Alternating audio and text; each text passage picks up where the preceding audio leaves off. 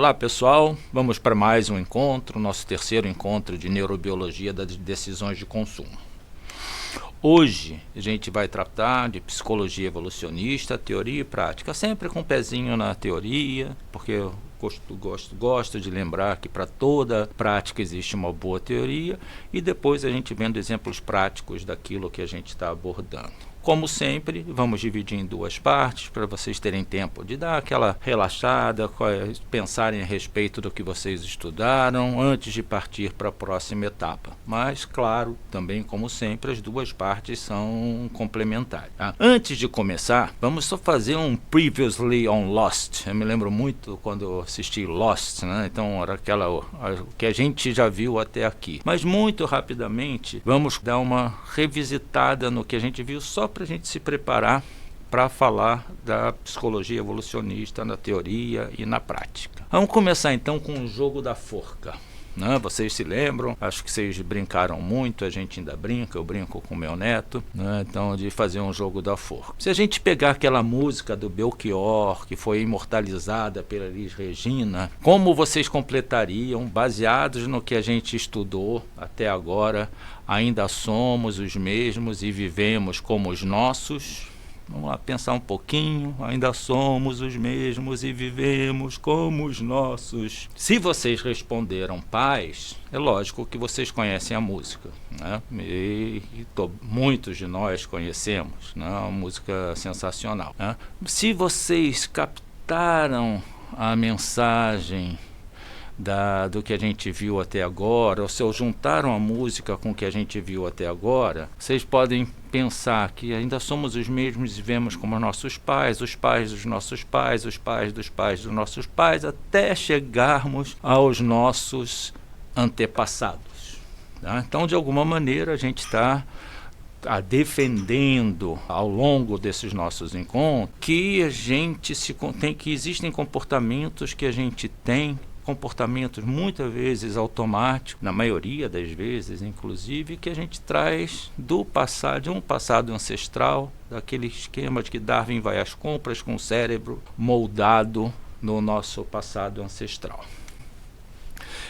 Como é que esse cérebro foi moldado? A gente só relembrando, com algoritmos que para a resolução de problemas recorrentes não são todos os comportamentos dos nossos antepassados que nós estamos replicando. São aqueles comportamentos que resolviam problemas recorrentes, coisas que aconteciam recorrentemente ao longo do nosso passado, né? E esses algoritmos, essas sequências de instruções acabaram dando a origem a heurísticas, esses atalhos decisórios que vocês estudam tanto, que o pessoal da economia comportamental fala tanto, né? Esses atalhos decisórios, essas heurísticas que resolviam problemas recorrentes no nosso passado ancestral, elas foram selecionadas ao longo do tempo porque contribuíam para a sobrevivência e reprodução dos nossos ancestrais. Né? Todos esses algoritmos, essas sequências, eles estão ligados, como eu já disse, né, que são características do sistema 1, né, o sistema 1 descrito por Kate Stanovich. É bom dar o nome aos bois. Kate Stanovich falava de um sistema automático que depois foi popularizado por Daniel Kahneman. Tudo bem, Daniel Kahneman tem o maior mérito do mundo de tornar o sistema 1 e o sistema 2 bastante conhecidos. Mas quem pensou nisso foi o Kate Stanovich. Vale a pena muito ler, assim, informem a respeito dele, que é um psicólogo low profile, mas com uma produção absurda. Tá? Aí o que acontece quando a gente pensa nesses problemas recorrentes do passado ancestral, de algoritmos que foram selecionados, que deram origem a heurísticas, e que funcionavam muito bem na maior parte das vezes. Lá no nosso passado ancestral, a gente viu que a gente tem que dar graças aos falsos positivos dos nossos antepassados, porque graças àqueles que fugiram com qualquer barulhinho na relva, nós pudemos nascer. né? E esses algoritmos, essas sequências de instruções, essas heurísticas que funcionavam tão bem, muitas vezes não estão adaptadas ao mundo moderno. A gente vive longe da savana africana, a gente vive em cidades, por exemplo, aquela nossa busca por alimentos, sentir o cheiro, o doce que traz caloria, que era uma fonte de energia na savana africana. Hoje a gente tem muito doce na geladeira que pode contribuir para a obesidade, ou seja, é um descasamento de saber que doce é fonte de caloria num passado ancestral, com doce que, além de fonte de caloria, de gordura, etc., e a gente já não é tão ativo quanto era na savana africana, e pode contribuir para a nossa obesidade. O que eu quero dizer com isso é o seguinte: aquilo que funcionava, aquelas heurísticas, quando não funciona direito no ambiente moderno, é um viés, ou seja, as heurísticas se tornaram vieses. Tá? E esses vieses, né, que muitas vezes, aliás, na maioria das vezes, é descrito como irracionalidade, falha decisória, falha de julgamento, falha do processo decisório, etc., pelo pessoal da economia comportamental. Para quem estuda a psicologia evolucionista, esses vieses, ao invés de ser falhas, eles são características de uma racionalidade profunda, ok? Então, com isso, a gente termina a nossa revisão e parte para a próxima etapa. Vocês se lembram de Maslow, né? Da pirâmide de Maslow? Temos, então, ali uma dica, né? Da pirâmide, da hierarquia das necessidades de Maslow, né? Muita gente, quem estudou administração, certamente se lembra, né? E que Maslow dizia que existia uma hierarquia de necessidades, e de baixo para cima, a partir do momento que uma necessidade era satisfeita, a gente podia ter a próxima necessidade. Necessidades básicas: segurança, sociais, estima e autorrealização. Tá? Tem um artigo lindo de alguns acadêmicos que vocês já ouviram falar, o Douglas Kenrick, que eu já falei para vocês, o Vladas Gricevicius também, mas o Steven Neuberg e Mark Schaller. São todos uma galera que estuda psicologia evolucionista, biologia evolutiva e busca incorporar ao comportamento, à ciência que estuda o comportamento, particularmente o comportamento do consumidor, essa lente teórica da psicologia evolucionista, da evolução do nosso passado ancestral. Tá? Esses caras, os dois primeiros, foram orientandos do Robert Cialdini, aquele que vocês conhecem muito bem de Armas da Persuasão, a pessoa que mais publicou sobre persuasão na face da Terra. Esses dois primeiros, Douglas Kendrick e Vladas Gricevicius, foram orientandos dele. E tem um livro fantástico para quem quiser se aprofundar, chamado The Rational Animal, o animal racional. Bem em linha com a racionalidade profunda, bem em linha com essa discussão, que não é irracionalidade, é racionalidade profunda. Viés não é defeito, viés vem de um mérito, viés vem de coisas que funcionam, vieses vêm de coisas que funcionaram muito adequadamente. Então, eles revisitaram a pirâmide de Maslow, a hierarquia de necessidades de Maslow, que, se a gente for analisar, e tudo nessa hierarquia tem relação com compras, né? Então, se a gente pegar de baixo para cima, porque ele dizia que Maslow que era assim, de baixo para cima, primeiro nós temos as necessidades básicas, tipo fome, sede, sono. A gente compra comida, né? A gente compra coisas para se hidratar, compra água, refrigerantes, refrescos, sucos, etc. Eventualmente, coisas que nos fazem dormir melhor, né? Que aliás é super importante, né? Sono super importante, principalmente e particularmente para a formação de memórias de longo prazo, tirar memórias de curto prazo para longo prazo e fazer uma limpeza de tudo que não presta que a gente aprendeu durante o dia. Depois, segundo Maslow, das necessidades básicas, vem as necessidades de segurança, proteção, segurança física, né, que também pode dar, a gente pode pensar em produtos para proteção e segurança física. Depois, as sociais, né, de pertencimento, amizade, fazer parte de grupos. Né? Olha só, você viu, eu gesticulei aqui, a bolinha sumiu. Tá? Então essas coisas acontecem quando a gente faz e não fica editando tudo. Eu vou tomar cuidado. Depois temos respeito e reconhecimento, que são as necessidades de estima. E, por último, lá em cima da pirâmide, a de desenvolvimento pessoal e conhecimento, que é basicamente o que vocês estão fazendo quando vocês se matriculam num curso como esse de neurociência. Tá? Então, vocês estão se desenvolvendo pessoalmente, estão adquirindo conhecimento, também vão conquistar respeito e reconhecimento e vão também, muito provavelmente, pertencer a uma comunidade, desenvolver laços de amizade. Ou seja, é o pacote completo aí com que vocês estão lidando. Tá? Uma questão que a gente precisa deixar clara, e vou bater nessa tecla de novo.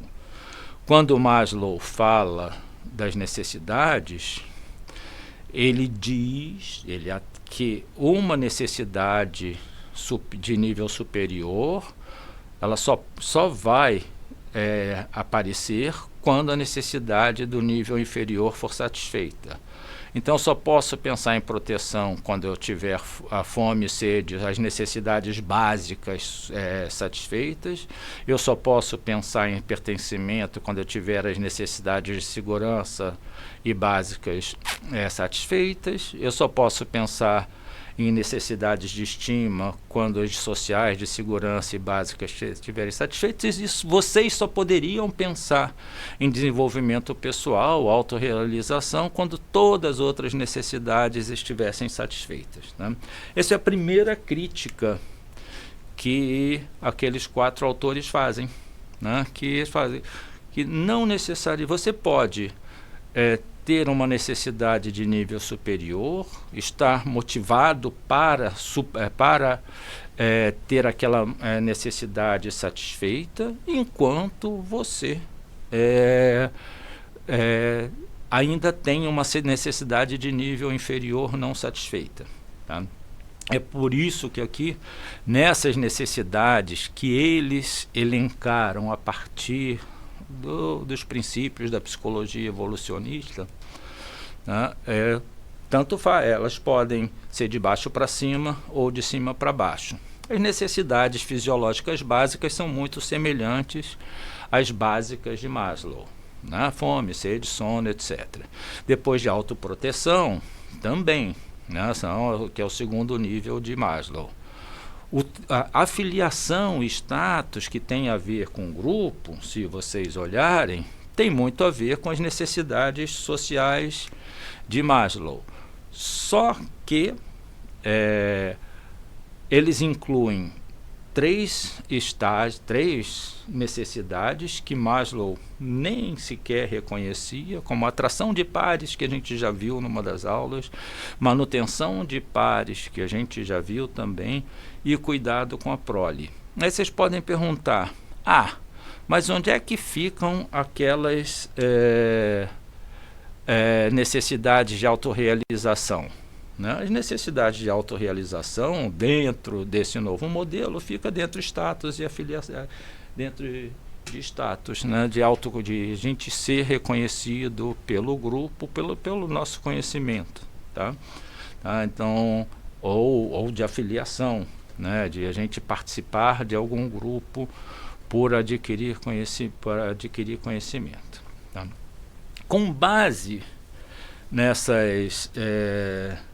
nova pirâmide, nesses conceitos que são parecidos, mas tem toda essa parte de cima de a atração de pares, manutenção de pares e cuidado com a prole, que são daquela outra teoria de Darwin, né, que é da seleção sexual, que a gente viu do investimento parental, né, da sinalização conspícua, sinalização custosa. Essas três partes de cima, mais da pirâmide, são relacionadas então à seleção sexual, ok? Mas vocês podem estar se perguntando, né? Ok, eu entendi a hierarquia das necessidades revisitadas, principalmente porque uma necessidade não precisa estar atendida para que outra se manifeste. Até aqui tudo bem, so far so good, né? Mas o que isso tem a ver com o comportamento de compra? Claro, né? A gente tem neurobiologia do comportamento de compra, comportamento de consumo. Né? O que acontece é o seguinte, se a gente pega, e a gente já começou a discutir isso, quando uma necessidade, uma motivação daquela pirâmide, ela é ativada, quando a gente está pensando numa necessidade, ela se sobrepõe às demais. Quando uma necessidade ela emerge, ela está saliente, as outras são desativadas, tá? Que aí vocês se lembram daquela última aula, o que aconteceria se vocês estivessem tentando vender um passeio tranquilo para pessoas cuja motivação fosse a atração de parceiros, né? A gente estudou lá atrás que quando as pessoas estão, ou homens ou mulheres, né, estão em uma situação de paquera, de atração de parceiros, elas tendem a se arriscar mais. Nós vimos os meninos skatistas que faziam manobras mais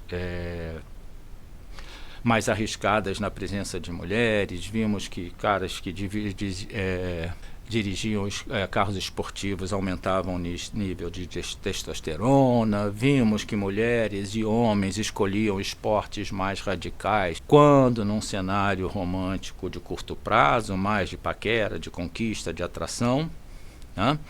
Então, ou seja, vimos aquela relação entre paquera e risco, entre uma necessidade, motivação, né, paquera, de atração de parceiros, se sobrepondo às demais. E como que ela se sobrepôs? Vocês se lembram que a gente tinha mensagens, inclusive, da compra do esporte, se eram mensagens de diferenciação ou de conformidade. E a gente vai ver no próximo encontro bastante coisa sobre conformidade, né, e sobre grupos, e conformidade é uma das coisas mais estudadas, que mais se divulga como uma técnica de persuasão. A gente viu que esse módulo de atração ele se sobrepunha à conformidade, ao pertencimento de grupo, né? Então aí a pergunta é aquela, né? Como é que vocês se estivessem promovendo seus produtos, né, de forma com mensagem de prova social à conformidade para pessoas igualmente preocupadas em atrair parceiros? É a escolha do produto, de coisas mais arriscadas, manobras arriscadas, parceiro e atividades mais arriscadas. A outra é a mensagem que a gente incluiria. Essa mensagem seria uma mensagem de diferenciação, né? Se eu estou querendo atrair alguém, eu não posso ser igual a todo mundo, eu tenho que ser diferente. Se alguém está querendo me atrair, também, tá? Então, um módulo ativado se sobrepõe, inclusive, a uma força poderosa, que é a força de conformidade social. Em vez de ser conforme, eu quero ser não conforme, tá? Tá? Ou seja, em vez de ser igual a todo mundo, eu quero ser diferente de todo mundo. Lembra quase aquilo quando a gente... quando nossas mães, nossos pais, nossos avós não queriam conformidade social. Tirei nota baixa. Nossa, que coisa. Mas você não estudou? Não, mãe, não, pai, não vou, não vou. Todo mundo tirou nota baixa. Mas você não é todo mundo. Quem nunca, né? Eu acho que todos vocês se lembram disso. Então, nem sempre a conformidade. Se for verdade que todo mundo tirou nota baixa, é aquilo. Eu estou fazendo parte do grupo, eu não vou ser visto como alguém fora do grupo. Ou CDF, tem mais... Né? Mas quem estuda também pode ganhar um status pela diferenciação. Então, coisas que têm comportamento de consumo e nosso comportamento no dia a dia. Tá? E aí, gente, o contrário também vale. Né? Se a gente pensar em pessoas motivadas em manter pares, que tipo de passeio vocês tentariam vender? E com qual mensagem? Né?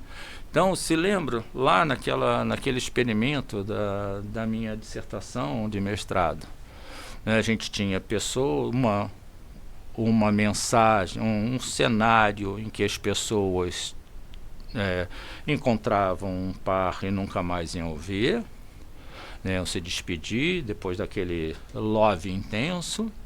E outro cenário que as pessoas, depois de encontrar esse par, decidiam que foram feitos um para o outro para toda a vida. Quando a gente sai vamos voltar lá na nossa pirâmide revisitada. Quando a gente sai da atração de pares para a manutenção de pares, as nossas escolhas também mudam. Né? E mudam em que sentido?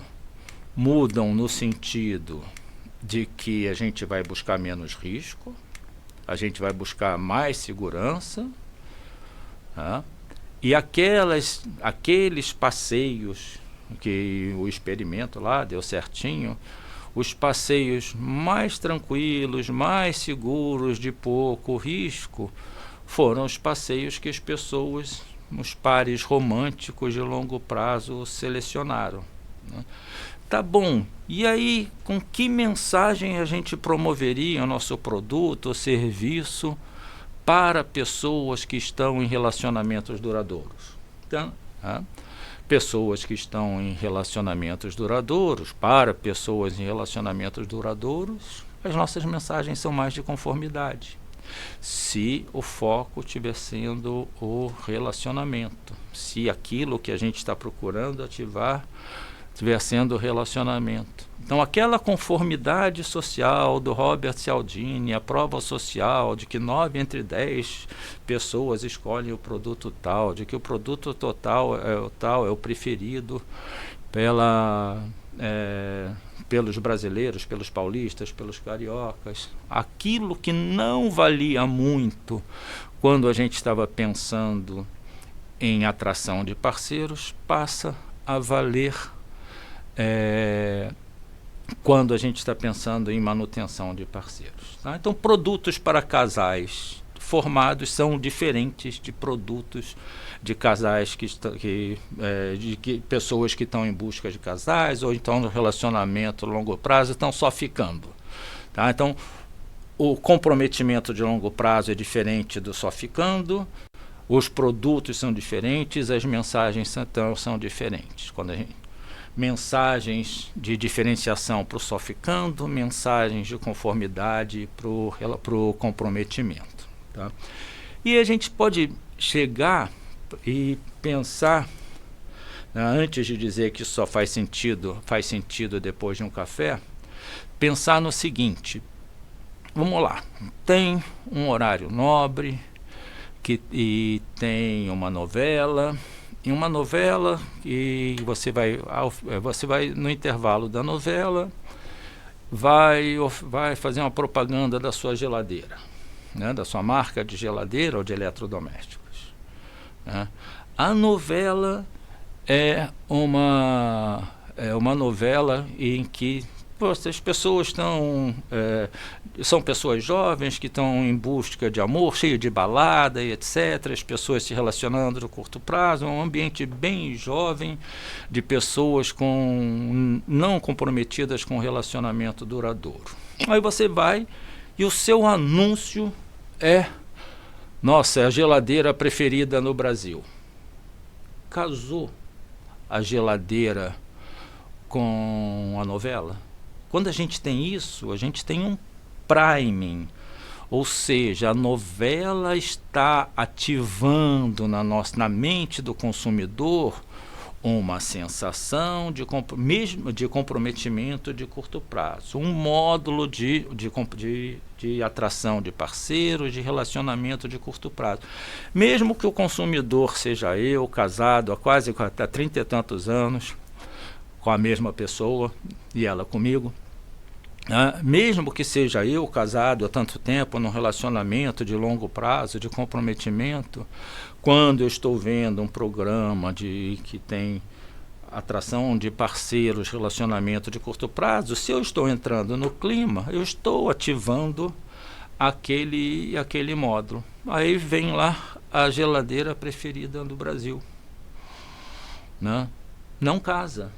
Eu não quero a geladeira preferida do Brasil, ou o robô de aspirar pó preferido do Brasil.